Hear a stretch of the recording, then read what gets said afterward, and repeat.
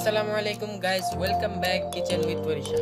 আজকে আমি আপনাদের তৈরি করে দেখাবো ডিমের বড়া। এটা সাধারণত আমরা রমজান বা বিকেল বেলাও খেতে পারি। এটা বিকেলে অবসর সময় যে আমরা বসে থাকি সেই সময় তৈরি করি। হঠাৎ যদি বন্ধু বান্ধব চলে আসে আমরা তাদেরকেও এই খাবারটা তৈরি করে তাদের সাথে আনন্দ করতে পারি। তাহলে শুরু করি আমাদের এই ভিডিওটা।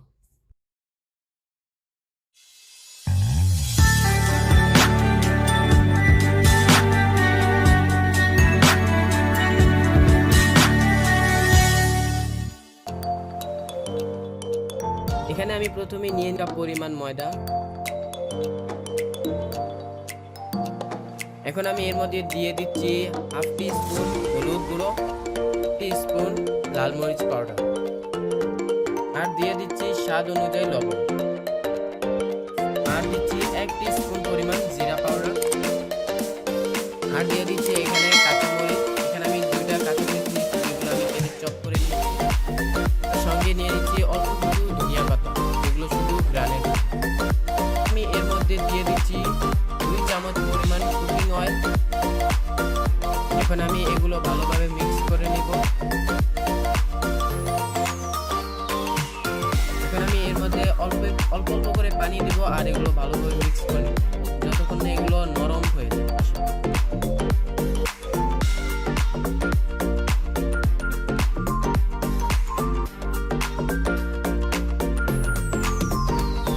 আমরা এটা ততক্ষণ মিক্স করব আর পানি দিব যতক্ষণ না এরকম মসৃণ হয়ে আসে। আমি বড়া বানানোর জন্য 2টো ডিম নিয়েছি আর এগুলো আমি সিদ্ধ করে 2 ভাগে কেটে নিয়েছি।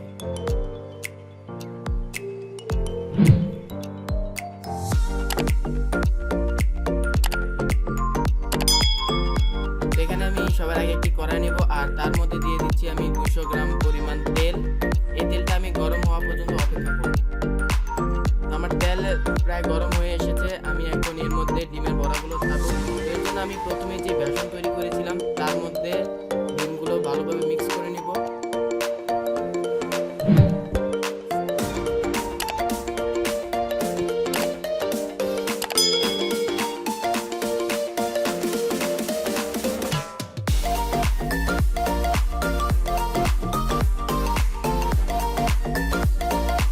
সবগুলো মিক্স করে আমি এভাবে কড়াইয়ে দিয়ে দিব আর এক এক করে সবগুলো আমি এভাবে ফ্রাই করে নিব।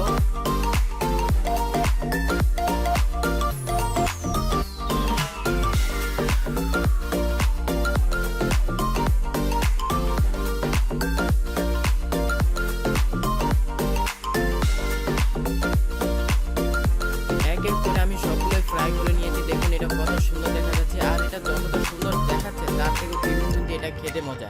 এটা আমরা অল্প সময় বাসায় তৈরি করে ফেলতে পারি, বা বাসায় যদি অবশ্য সময় থাকে বা কিছু করার না থাকে তখন আমরা এই ধরনের খাবারগুলো তৈরি করে খেতে পারি।